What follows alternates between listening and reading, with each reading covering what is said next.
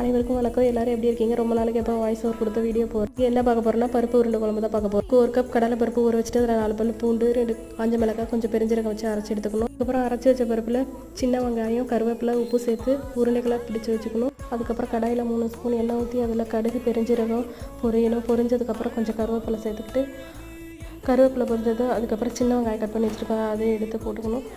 அது வதங்கி வந்ததும் நல்லா அதுக்கப்புறம் ஒரு தக்காளி, மீடியம் சைஸ் தக்காளி 1 கட் பண்ணி வச்சுருக்கேன், அதையும் இதில் சேர்த்துக்கணும்.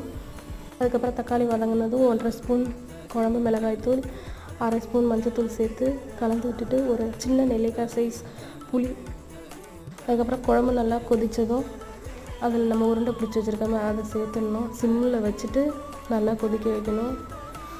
கொதித்ததும் கொஞ்சம் தேங்காய், பெருஞ்சீரகம் சேர்த்து அரைச்சி கொதி வந்ததும் அதில் சேர்த்துட்டோம்னா சுவையான பருப்பு உருண்டை குழம்பு ரெடி. வீடியோ பிடிச்சிருந்தா